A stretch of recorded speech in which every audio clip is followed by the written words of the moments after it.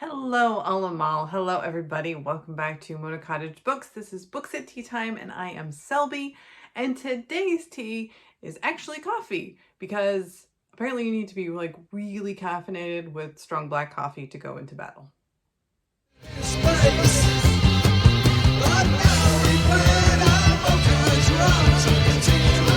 All right, so full disclosure, I'm not actually drinking any coffee because I don't like coffee. It's not my thing. But if you do, good for you. And so the book today is Persephone Station. Okay, I'll give you a nice close-up of that really beautiful book. I happen to have like a hardbound edition of it. And yeah, I picked it because it's pretty. Look at that. And she's kind of cool. Look at her. She's got like electronic stuff. Yeah, so I grabbed this one. One of my goals, stay down. One of my goals this year is to read outside of my comfort zone, and I have never really gotten into science fiction, and so this one looked interesting, and I thought, okay, I've got it. We'll just we'll try it, and I've really liked it. So I'll read the Goodreads too because they're really much better at doing synopsi than I am, and then we can go from there. So. Oh, from a Hugo Award nominated author, Stina Leicht, I think that's Leicht, has created a take on space opera for fans of The Mandalorian and Cowboy Bebop in this high-stakes adventure. Persephone Station is a seemingly backwater planet that has largely been ignored by the United Republic of Worlds. Because becomes the focus for the Soreo Orlov Corporation, as the planet has a few secrets the corporation tenaciously wants to exploit. Rosie, owner of Monk's Bar in the corporate town of West Brenner, caters to wannabe criminals and rich Earther tourists of a sort at the front bar. However, exactly two types of people drink at Monk's back bar, members of a rather exclusive criminal class and those who seek to employ them. Angel, ex-Marine and head of a semi-organized band of beneficent criminals, wayward assassins, and washed-up mercenaries with a penchant for doing the honorable thing, is asked to perform a job for Rosie. What this job reveals will affect Persephone and put Angel and her squad up against an army. Despite the odds, they are rearing for a fight with the Soreo Orlov Corporation. For Angel, she knows that honor is lost. There's no regaining it. That doesn't mean she can't damn well try. So yeah, it's this like epic space opera, like they said. It's a thick book. It took me a while to get through. Some interesting facts about it that they don't talk about in there is it's all female cast, mostly. So there's also some gender non-specific characters. There's a few men mentioned, but they're basically of no importance, which, is kind of the opposite of what I get from a lot of sci-fi, is it's mostly men and women maybe sprinkled in. But this is the other way around. So it's this kind of, mercenary band of ex-military females. And I don't want to give too much away because it's very layered. There's a lot going on. They're on this planet called Persephone. There's only one town called West Brenner, and apparently it's just terrible.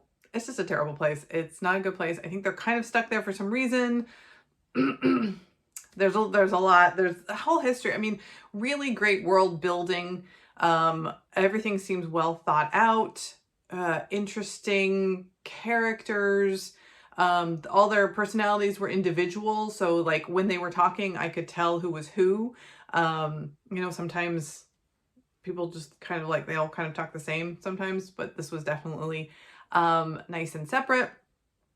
And also it was very ethnically inclusive because the characters come from different places, and we also have some non-human life forms.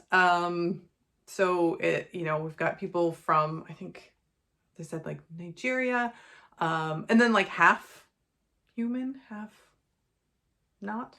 Seems like, so there's a variety. So it's very different than what I normally expect as that cis white male sci-fi. It's all women, gender inclusive. We've got some they pronouns in there for a character or two. And yeah, so I just think that makes it more interesting. It's also got a big element of AI and the concept of AI becoming sentient. They also refer to AGI, which I'm not a big sci-fi reader, so I don't know what AGI is, but they like talk about AI, artificial intelligence, and then AGI. So if you know what the G stands for in AGI, then put it in the comments so that I can figure it out, because I didn't know. What else is interesting about this book? It is, yeah, I mean, just overall, I thought it was good. It wasn't my favorite thing because it is like military. It does talk a lot about mechs and specifications of, I mean, not like super detailed specifications on ships and stuff, but for me, it would be helpful if there were like drawings, because I can't envision these things very well. I don't watch a lot of like sci-fi and stuff, so I don't have this like background knowledge of things. But I think overall the author did a really good job of describing things. I get a really good sense of the vibe and kind of the crappiness of this town or city, whatever it is, and the warring factions, how it's kind of run by criminal families and stuff, and then the contrast with the nature that is outside, but apparently is toxic and stuff like that. So very interesting. I like the world building. I thought it was really great. I didn't see any giant loopholes. I mean, there may be some technical loopholes that I didn't understand, because they're like, ooh, if you knew science, you would know that this was impossible. I don't. So it all worked out great for me. I could suspend my disbelief and just enjoy the story. Sorry, still a little sick. But yeah, overall, if you like sci-fi, but maybe you want something that's a little bit different, maybe female characters instead of male characters, then this is a great option. The author also has some other books, also has some fantasy. So I thought the writing was really good, and I would definitely read more from this author. They've got another one called Loki's Rising that seems very similar to this one. It came out in March 2023. This one is from 2021. So again, there's like some AI, the female head of the ship, she's the captain, that sort of thing. So if you can't get your hands on Persephone Station, I think Loki's Rising might be very similar. But then the author, Stina, also has some, looks like fantasy novels called Of Blood and Honey. There's 2 in that series, and then Cold Iron, also 2 in that series as well. And then they've got some other things in, like, it looks like maybe sci-fi magazines and stuff. So yeah, an interesting author, a really interesting book. I'm glad that I chose that one as my kind of intro into sci-fi.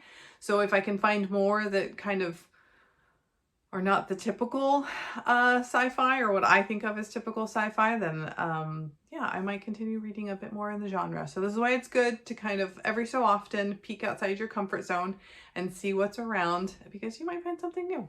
So that's Persephone Station.